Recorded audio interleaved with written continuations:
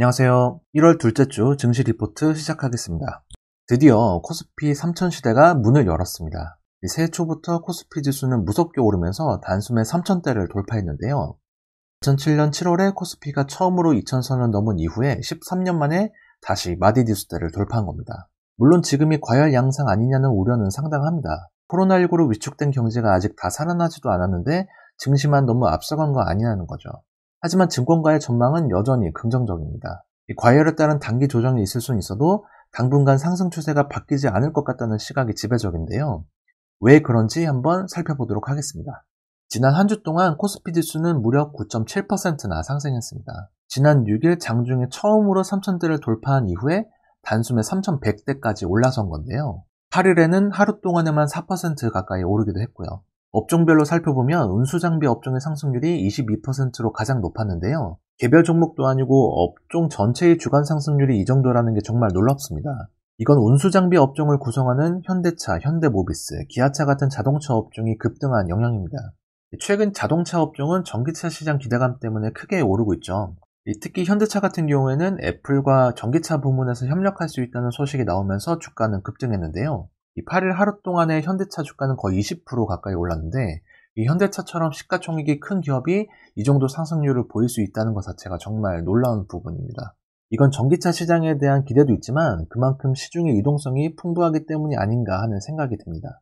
전기차와 관련해서 2차전지 관련 업종인 비금속 광물과 화학 업종도 한 10%대 상승률을 나타내고 있습니다. 이 밖에 통신업, 증권업, 제조업, 철강 금속 같은 대부분 업종들이 높은 상승세를 보였고요. 코스닥 역시 지난 한 주 동안 2% 정도 오르긴 했는데 코스피보다는 상대적으로 강도는 좀 약한 모습입니다. 아무래도 최근에 대형주 위주로 쏠림 현상이 심해지면서 중소형주들이 상대적으로 소외받고 있는 건데요. 그런데 중소형주와 관련한 현상 중에는 1월 효과라는 게 있습니다. 1월에는 중소형주가 대형주보다 상대적으로 성과가 더 높은 현상을 가리키는 말인데요. 통상적으로 12월에는 개인들이 대주주 요건 회피나 수익 실현 등의 목적으로 주식을 팔았다가 1월에 다시 주식을 사는 경향이 있습니다. 보통 개인 투자자들은 대형주보다는 주가 변동성이 높은 중소형주를 선호하기 때문에 1월에 중소형주로 개인 수급이 쏠리면서 상대적으로 더 높은 성과를 나타낸다는 분석인 거죠. 실제로 그동안의 통계를 보면 1월에는 대형주보다는 소형주가, 코스피보다는 코스닥의 상대 성과가 더 높다는 것을 알 수가 있습니다. 물론 이런 것들은 경험치에 의한 것이고 올해 1월에도 이런 현상이 다시 나타날 수 있을지는 알 수 없지만 확률적으로 1월에는 중소형주의 성과가 좋았다는 점을 염두에 두시면 투자 판단에도 어느 정도 도움이 되실 것 같습니다. 최근 증시 상승에 대한 여러 가지 분석들이 있는데요. 가장 중요한 요건은 유동성이죠. 코로나19로 침체된 경기를 살리기 위해서 각국 정부가 금리 인하나 채권 매입, 경기 부양책 같은 유동성 공급에 적극 나서면서 이 돈이 증시로 흘러들어오고 있다는 겁니다. 유동성을 볼 수 있는 대표적인 지표로 M2, 즉 광의의 통화가 있는데요. M2는 현금뿐만이 아니라 요구불 예금, 저축성 예금처럼 당장 현금화할 수 있는 자산을 의미합니다. 이걸 보면 시중의 유동성이 얼마나 많이 풀렸는지를 알 수가 있죠. 글로벌 유동성 측면에서 가장 큰 영향을 미치는 것은 미국인데요. 이 미국의 M2 추이를 보시면 2020년 한 해에만 매우 가파른 상승세를 나타낸 걸 알 수 있습니다. 현재 미국의 M2는 약 19조 달러로 2019년 말보다 24%나 증가했습니다. 우리나라 역시 마찬가지인데요. 지난해 10월 우리나라의 M2는 3,162조 원으로 2019년 말 대비 8.5% 상승했습니다. 미국만큼은 아니지만 우리나라 역시 금리 인하와 양적 완화로 통화량이 늘어난 건 마찬가지인 거죠. 시중에 돈은 많고 주가는 자꾸 오르는데 떨어질 기미를 안 보이니까 이제는 아직 투자하지 못한 개인들의 마음이 조급해지면서 이른바 페이크 바잉을 부추기고 있다, 이런 분석도 나오고 있습니다. 연초부터 주식 계좌를 새로 트기 위해서 증권사 지점마다 줄을 서고 있다는 기사들이 나오고 있고요. 한 증권사는 하루 동안에만 신규 계좌 4만 개가 개설됐다고 합니다. 개인의 힘은 수치로도 증명되는데요. 개인은 올해 들어서 일주일 동안 코스피와 코스닥 시장을 합쳐서 약 3조 5천억 원어치를 순매수합니다. 반면에 같은 기간 기관은 4조 원어치 이상을 순매도했는데요. 기관의 매도 물량을 개인이 거의 대부분 받아내면서 증시 상승을 이끌었다고 볼 수 있습니다. 이만큼 많이 샀으면 실탄이 줄어들 법도 한데 개인의 증시 대기 자금은 오히려 증가하는 추세입니다. 투자자 예탁금은 지난해 말보다 2조 원가량 더 늘어서 현재 70조 원에 육박한 상황이고요. CMA 계좌 59조 원까지 합치면 개인이 증시에 쓸 수 있는 추가 여력은 130조 원가량 됩니다. 이런 유동성을 감안하면 증시의 상승 여력은 아직도 충분하다는 거죠. SK증권이 분석한 자료가 있는데요. 실제로 그동안 M2와 국내 증시 시가총액 간의 상관관계를 보면 현재 M2 대비 국내 증시 시가총액의 비율은 76% 수준으로 금융위기 직전인 90%보다 낮다고 합니다. 추가 상승 여력을 기대할 수 있는 상황인 거죠. 미국 민주당이 상원과 하원을 모두 차지하는 블루웨이브가 실현됐다는 것도 유동성 확대에 긍정적입니다. 그동안 민주당은 코로나 위기 극복을 위한 적극적인 재정 정책을 강조했는데요. 이번 선거 이후에 부양책의 속도를 낼 가능성이 높아지면서 증시에서도 기대감이 높아지고 있습니다.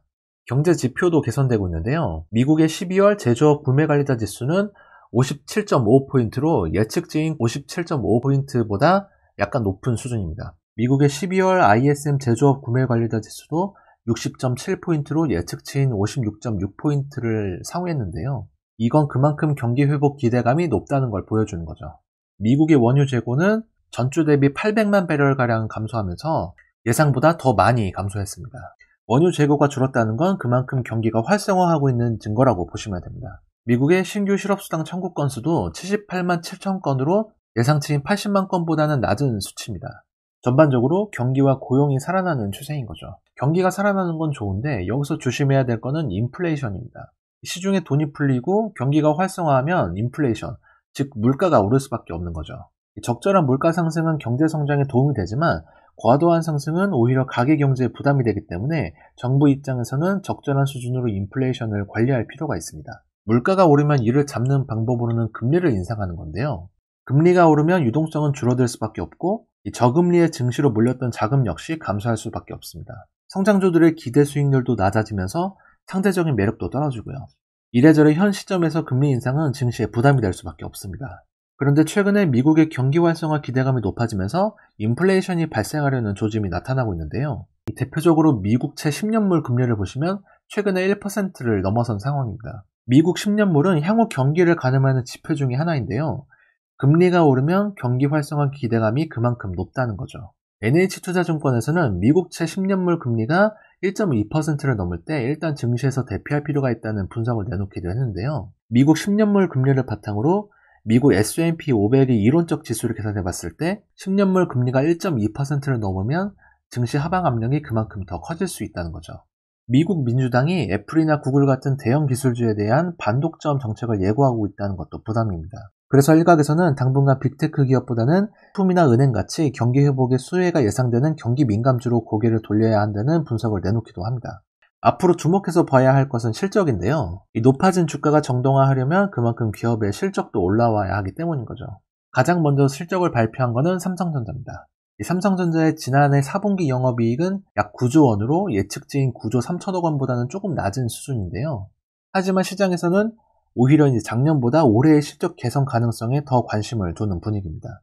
한국투자증권의 자료를 보시면 이 조선, 디스플레이, 호텔, 에너지 같은 업종들의 실적 개선 가능성이 커지는 상황인데요. 해당 업종들의 대표주들을 관심 있게 지켜보면서 실적 개선 가능성이 높은 종목들을 매수해보는 것도 좋은 선택일 듯합니다. 증시가 많이 올라서 부담스럽기도 하고 또 주식을 안 사신 분들은 조급해 하실 수도 있지만 이럴 때일수록 차분하게 이성적인 판단으로 투자에 임하는 자세가 중요한 것 같습니다. 다음 주도 모두 성투하시는 한 주 되시고요. 구독과 좋아요도 부탁드립니다. 감사합니다.